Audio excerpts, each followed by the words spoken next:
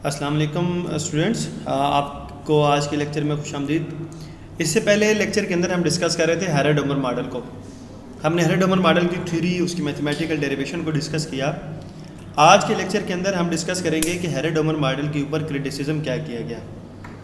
तो जो हेरोड-ओमर मॉडल के ऊपर सबसे पहला क्रिटिसिज्म है वो ये है कि हेरोड-ओमर मॉडल के अंदर ये कहा गया कि अगर आपने ग्रोथ करना है तो उसके लिए लाजमी आपको सेविंग करना पड़ेगी। लेकिन जितने भी डेवलपिंग कंट्रीज़ हैं उनके लिए सेविंग को इंक्रीज़ करना बड़ा एक मुश्किल काम है, इसलिए कि अगर डेवलपिंग कंट्रीज़ के पास तो इतने पैसे नहीं होते कि वो अपनी बेसिक नीड्स या बेसिक नेसेसिटीज़ या फूड को वो पूरा कर सकें, तो वो सेव कहाँ से करेंगे।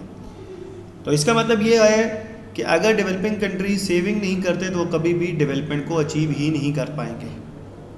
तो पहला तो क्रिटिसिज्म ये होगा कि भाई फिर डेवलपिंग कंट्रीज़ क्या करें। तो क्योंकि हेरोड-ओमर मॉडल के अंदर तो सेविंग लाजमी आपके डेवलपमेंट के लिए, सेविंग नहीं करेंगे तो आप डेवलपमेंट कभी भी नहीं कर सकते। और डेवलपिंग कंट्रीज़ के लिए तो बड़ा मुश्किल काम है कि वो सेविंग करेंगे कैसे।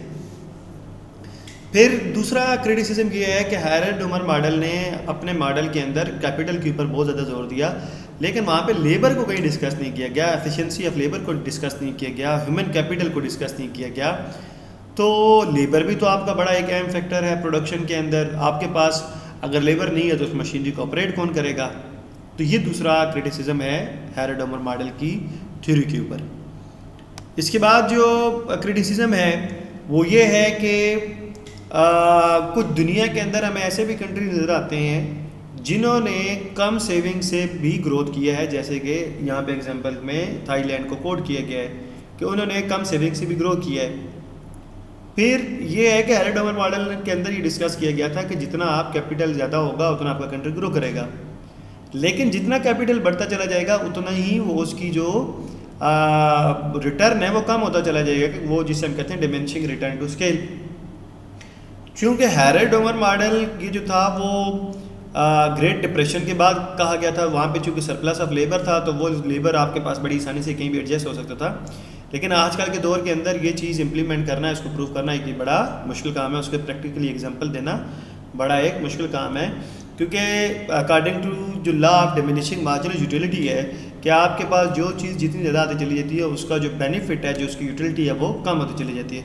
तो अगर आपके पास कैपिटल स्टॉक बढ़ रहा है तो उसका with the passage of time जो आपको फ़ायदा है वो कम होना शुरू हो जाएगा। दूसरा, अगर आप कैपिटल स्टॉक बढ़ाते जा रहे हैं और उसको ऑपरेट करने के लिए आपके पास लेबर नहीं है तो कैपिटल का आपको क्या फ़ायदा, वो पड़ा हुआ है, उसको कोई ऑपरेट करने वाला नहीं है, तो ऐसे कैपिटल का आपने क्या करना है। फिर इसके बाद जो क्रिटिसिज्म है वो ये है कि हेरोड-ओमर मॉडल के अंदर सिर्फ दो स्टेजेस को डिस्कस किया गया, बूम एंड बस्ट, या पीक होगा या कंट्री वर्स हालत में होगा। लेकिन हम तो 4 केसेस या 4 बिजनेस के साइकिल डिस्कस करते हैं जिसमें रिसेशन है, डिप्रेशन है, बूम है और रिकवरी है। तो ये तो 4 होते हैं, तो 2 को डिस्कस किया गया। क्या हर कंट्री सिर्फ इन्हीं 2 स्टेजेस के अंदर होगा, इन 2 के दरमियान की कोई सिचुएशन नहीं है, या इसके अलावा और जो फैक्टर हैं एक्सपेक्टेशंस वाले वो भी डिस्कस नहीं किए गए। एक्सपेक्टेशन बहुत मैटर करती है किसी भी मॉडल के अंदर, किसी भी चीज़ के अंदर। प्राइसेस का डिसीजन आप देख लें तो उसके अंदर भी एक्सपेक्टेशन बड़ा मैटर कर रही होती हैं। बिज़नेस के अंदर भी आपने कोई बिज़नेस करना है तो वो आप एक्सपेक्टेशन की बेस पे करते हैं, आप एक्सपेक्टेशन देख रहे होते हैं कि ये पैसे मैं इन्वेस्ट करने वाला हूँ, इससे मुझे रिटर्न कितना आएगा, फ्यूचर के अंदर मुझे इतना रिटर्न आ जाएगा कि मैं इसकी सारी कास्ट बियर कर लूँगा। तो एक्सपेक्टेशन बहुत मैटर करती है। तो आपने तो एक्सपेक्टेशन को यहाँ डिस्कस नहीं किया, इसके अलावा और भी बहुत सारे फैक्टर हो सकते हैं। फिर यहाँ पे एक बात की गई एक्चुअल ग्रोथ की और नेचुरल ग्रोथ की, कि वो दोनों हमेशा इक्वल होते हैं, लेकिन ऐसा नहीं है और ना ये पॉसिबल है कि किसी भी कंट्री के अंदर फुल एम्प्लॉयमेंट लेवल हो। और फिर उन्होंने कहा कि जी वेजेस आर फिक्स, लेकिन रियल लाइफ के अंदर अगर आप देखें तो वेजेस आपकी फिक्स नहीं होती, wages with the passage of time change हो रही होती हैं।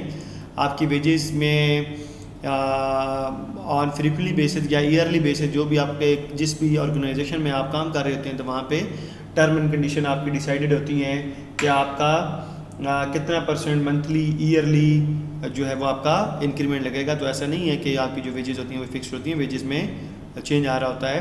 तो ये कुछ क्रिटिसिज्म थे हेरोड-ओमर मॉडल के ऊपर। हमने पहले हेरोड-ओमर मॉडल को डिस्कस किया, फिर हमने हेरोड-ओमर मॉडल के ऊपर जो क्रिटिसिज्म थे उनको डिस्कस किया। अगर आपका कोई भी इस तरह का क्वेश्चन हो इस मॉडल के हवाले से तो आप वो कमेंट सेक्शन में पूछ सकते हैं।